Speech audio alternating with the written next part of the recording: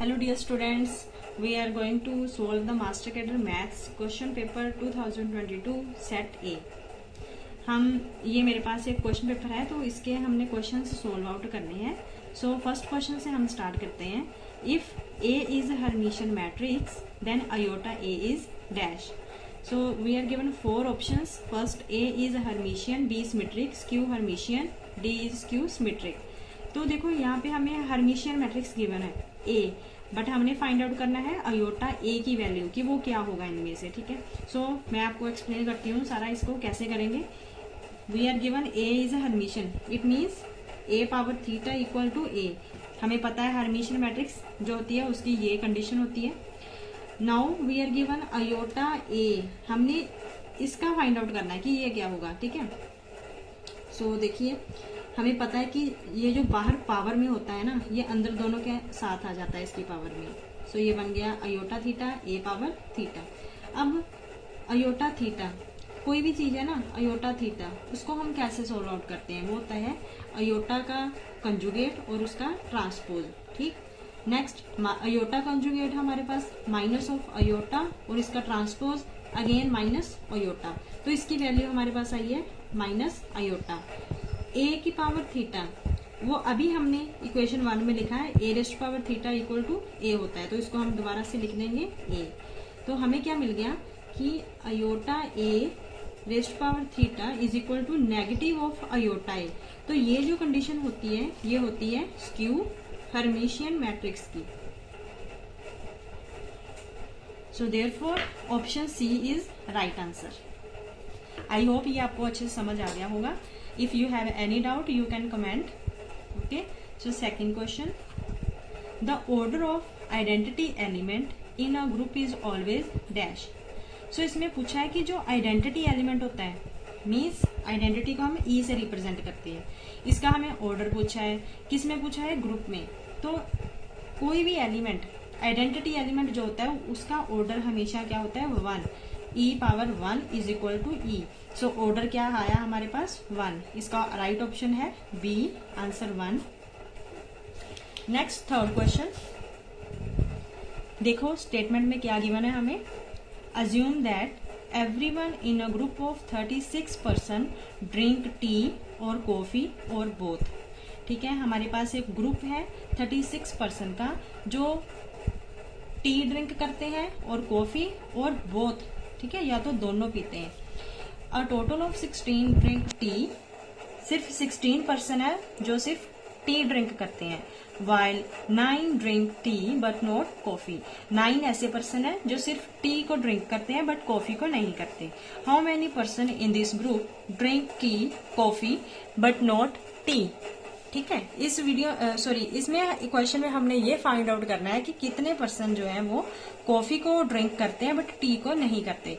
सो देखिए ये आपका सेट थ्योरी का क्वेश्चन है, इसको आप वेन डायग्राम से भी सोल्व आउट कर सकते हो और बाय यूजिंग फॉर्मूला। सो देखिए हमें गिवन है कि number of person those who are drinking tea, number of person drinking tea, मैं टी से रिप्रेजेंट कर रही हूँ, जो टी को ड्रिंक करते हैं वो हमें गिवन है 6। Person not taking coffee but tea, means T minus not coffee is equal to, ये हमें गिवन है 9। देखो हमारे पास एक फॉर्मूला होता है कि number of A minus B is equal to number of A minus number of A intersection B. इसको हम यहाँ यूज करेंगे, यह आएगा number of T minus number of T intersection C equals to 9। देखो नंबर ऑफ टी हमें given है कितना है? 16। Number of T intersection C equals to 9, ये हम राइट साइड में ले जाएंगे। 16 minus 9 equal to T intersection सी, ये आ गया हमारे पास 7। ठीक, बट हमने फाइंड आउट करना है कि those who are drinking coffee but not tea, means and C minus T. तो यहाँ पर भी फॉर्मूला लगाओ आप, number of person taking coffee minus T intersection C. देखिए बट हमें अभी नंबर ऑफ कॉफी पर्सन नहीं पता है, तो पहले हम ये फाइंड आउट करेंगे। Now using A union B formula which is equal to number of element in A plus number of element in B minus A intersection B.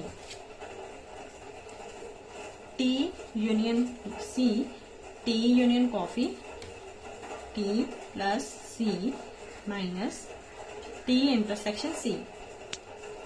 तो union total person हमें गिवन है question में कितने हैं 36, तो ये आया 36 इक्वल टू टी के कितने हैं 16 प्लस कॉफी की हमने फाइंड आउट करने हैं और हमें इंटरसेक्शन के पता है कितने हैं 7। इसको सॉल्व आउट करेंगे।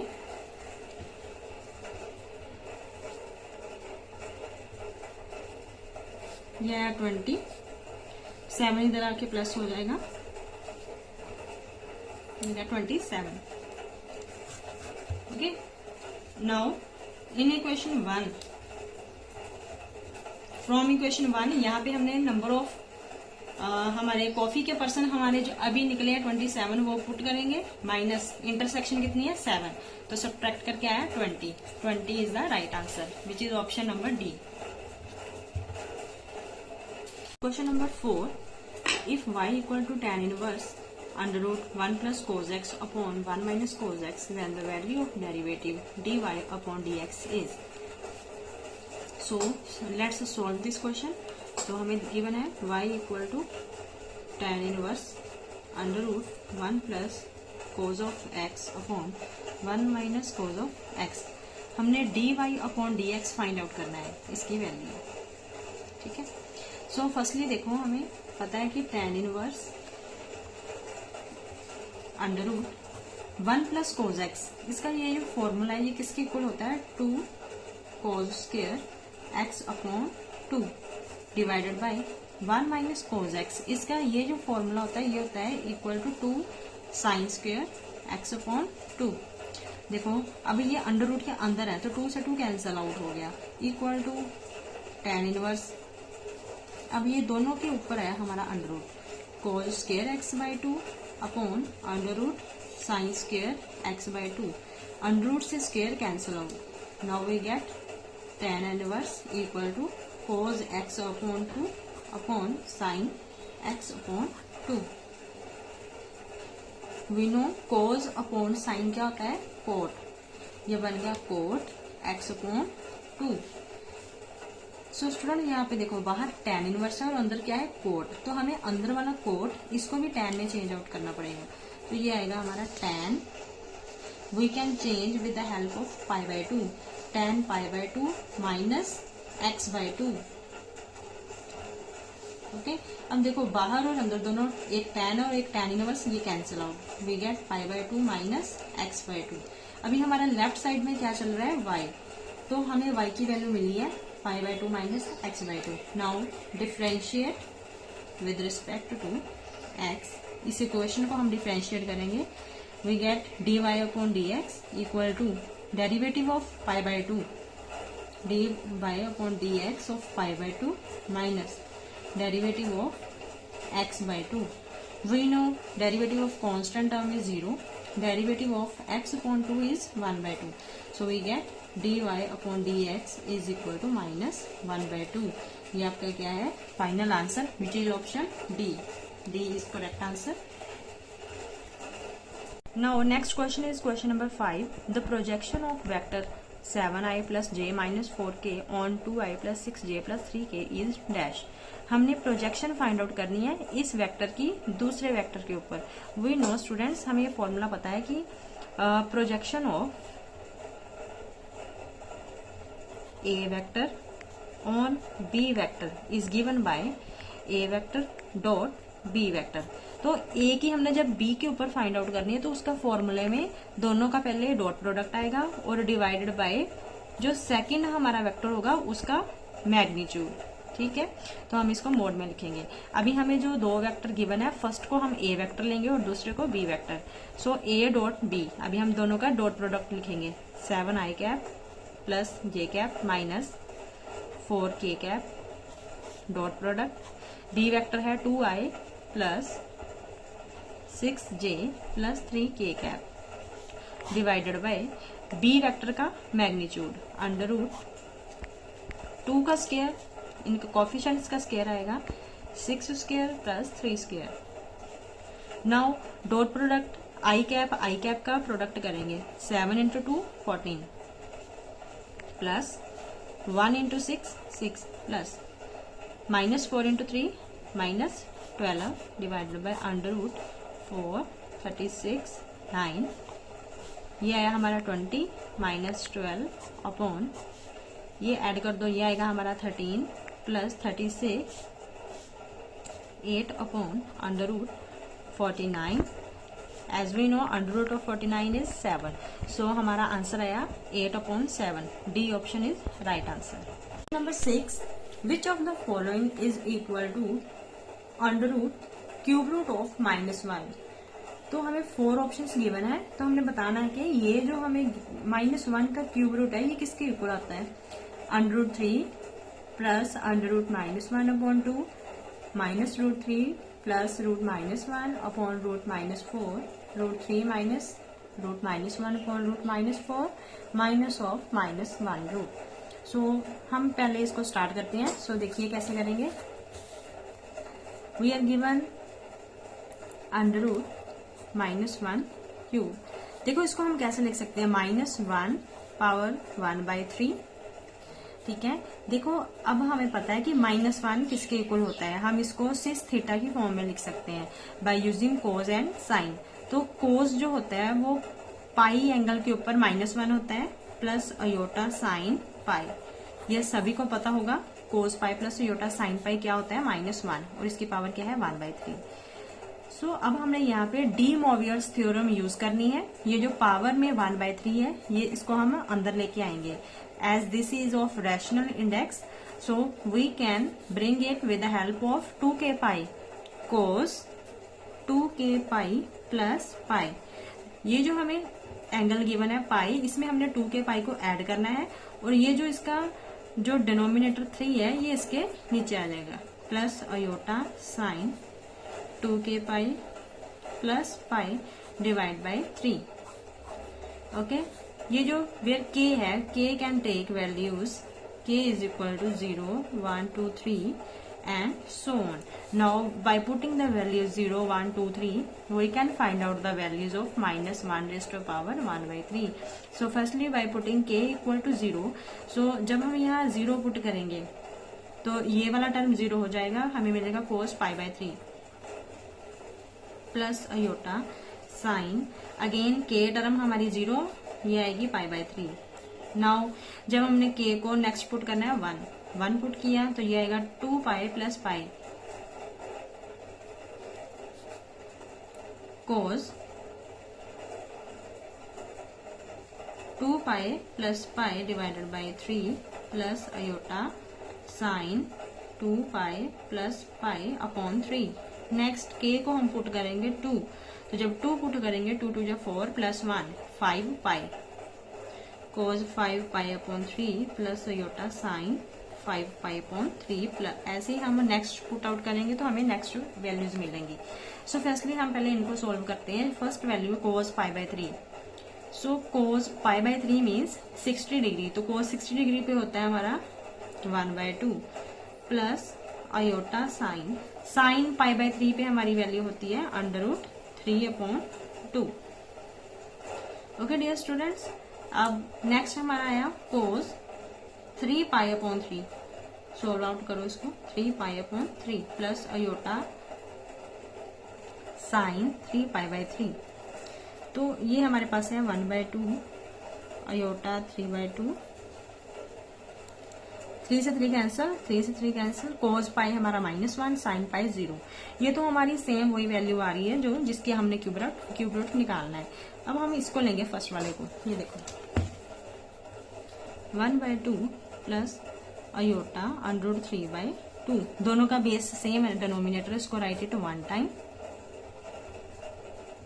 सो देखो स्टूडेंट्स, जो हमें ऑप्शंस गिवन है इसमें किसी में अयोटा नहीं आ रहा है, बट यहाँ हमारे अयोटा शो हो रहा है। तो फर्स्टली टेक अयोटा कॉमन, इसको बाहर ले आओ। जब मैं बाहर लेकर आई तो ये आया हमारा 1 iota plus √3 divide by 2। Okay, अब हमें पता है we know 1 iota is equals to minus iota के इक्वल होता है। तो ये हमारा बन गया minus iota plus √3/2। Okay, so also we know, यहाँ पे देखो √3 पॉजिटिव, ये है हमारा नेगेटिव। तो हम क्या करेंगे कि नेगेटिव को भी आउटसाइड में ले आएंगे बाहर, minus iota minus √3/2। Next we know √(-1) is equal to iota. तो इस अयोटा को हम √-1 लिख सकते हैं, माइनस अयोटा। फर्स्टली हम इसको इंटरचेंज कर लेते हैं, ये आया minus √3 plus iota upon 2 minus √3 plus √-1/2। Okay, so ये जो नेगेटिव है इसको हम नीचे लिख सकते हैं,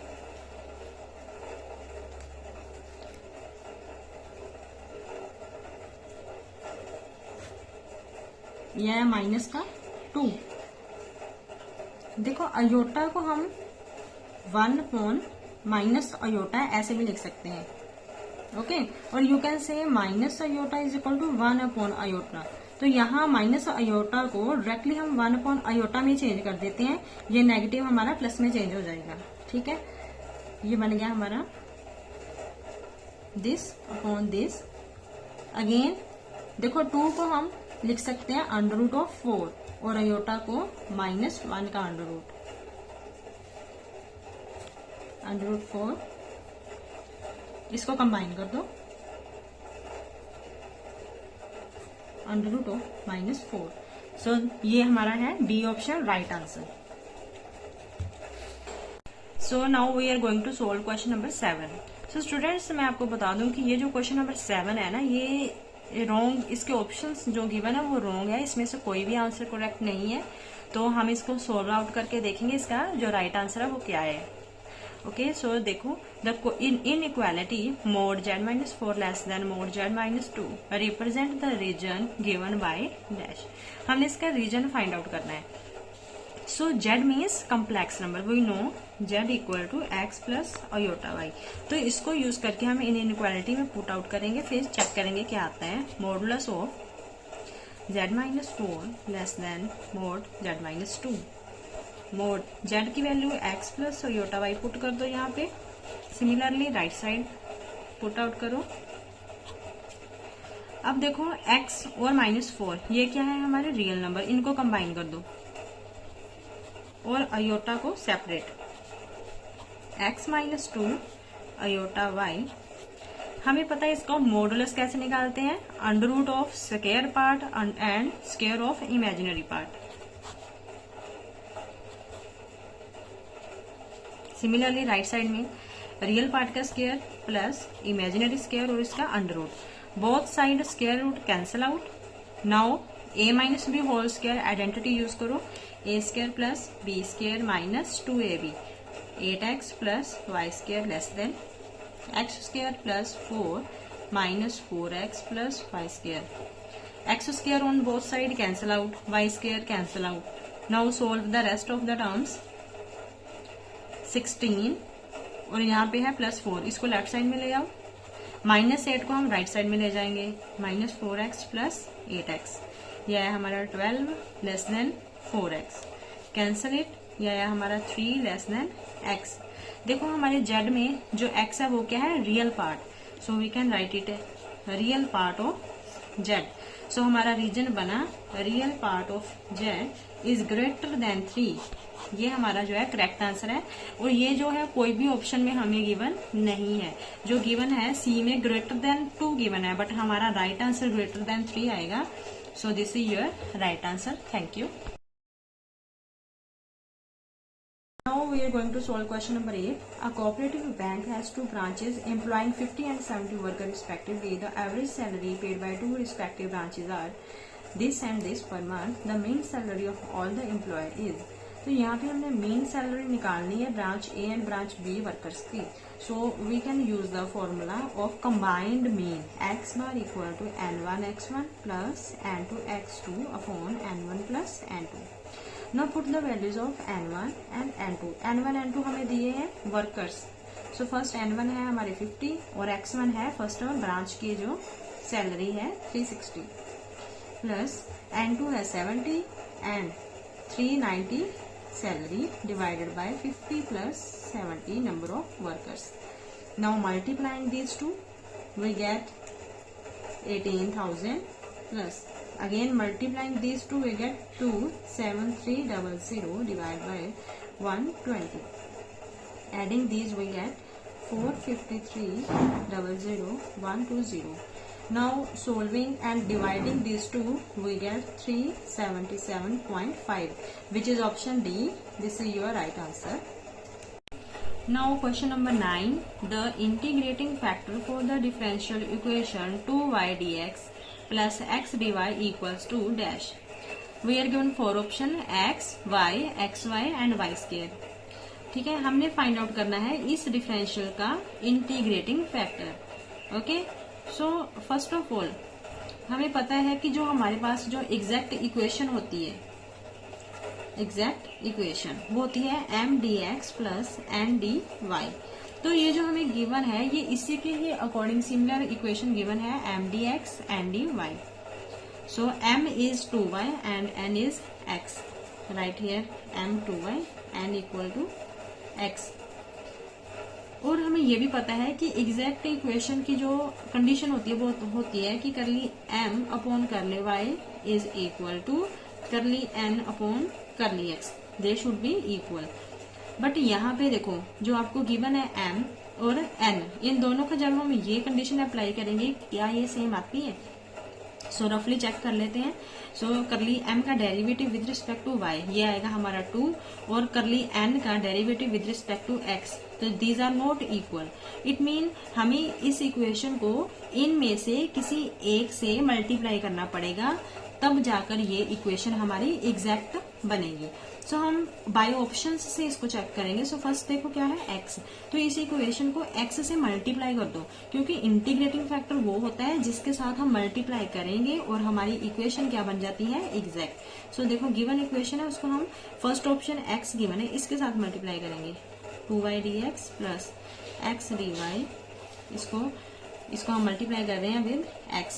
So multiply first and second term with x we get 2xy dx plus x square dy equal to 0. Now हमारा m बन गया ये और n बन गया ये। Now differentiate m with respect to y we get ये आएगा हमारा 2x। Similarly करली n अपॉन करली x ये आएगा हमारा 2x। So both हमारा क्या आ गई? Equal, which implies our equation becomes exact. So it mean x is our integrating factor. So option A is right answer. हमें नेक्स्ट जो ऑप्शन है वो चेक करने की जरूरत नहीं है क्योंकि हमें फर्स्ट से ही सेटिस्फाई हो गया। So now question number 10 is suppose a population A has 100 observations 101, 102, so on 200 and another population B has 100 observations 151, 152, 250. If VA and VB represent the variance of two populations then VA upon VB is dash. So इस question में हमें क्या given है? To populations are given, एक है population A and next जो another है वो है पॉपुलेशन B। दोनों की ऑब्जर्वेशंस हमें 100 गिवन है, बट जो A की पॉपुलेशन की जो 100 ऑब्जर्वेशंस है वो 101 से स्टार्ट हो रही है और जो पॉपुलेशन B की ऑब्जर्वेशन है वो 151 से। बट दोनों का नंबर ऑफ ऑब्जर्वेशंस क्या है? सेम है। ठीक है, सो करना क्या है, हमने दोनों पॉपुलेशंस की जो वेरिएंस है वो निकालनी है, VA और VB दोनों का हमने रेशियो फाइंड आउट करना है। और स्टूडेंट्स आपको पता होना चाहिए कि जो वेरिएंस होती है ना वो ओरिजिन को चेंज करने के ऊपर डिपेंड नहीं करती। इट मीन A पॉपुलेशन की जो वेरिएंस है और जो पॉपुलेशन B की वेरिएंस है दोनों की वेरिएंस क्या होगी? सेम होगी, क्योंकि दोनों की 100 ऑब्जर्वेशंस है और जैसे ये 101 से स्टार्ट हो रहा है और ये 151 से स्टार्ट हो रहा है, दोनों का ओरिजिन से 0 स्टार्टिंग पॉइंट, देखो मैं आपको समझाती हूँ, ये है हमारा एक्स एक्सिस, ये है वाई एक्सिस और ये है हमारा ओरिजिन। जैसे फर्स्ट की जो वैल्यूज है वो है हमारी 101 और जो सेकंड पॉपुलेशन बी की वैल्यू है 151, ठीक है, मान लो यहाँ पे। तो ये जो हमारा ओरिजिन से डिस्टेंस चेंज हो रहा है पॉपुलेशन ए और पॉपुलेशन बी, इससे हमारी जो वेरिएंस होती है वी ए और वी, इनमें कोई चेंज नहीं आता। तो it means variance of A is equal to variance of B. इसका रीजन आप ये लिख दोगे, because variance is independent of,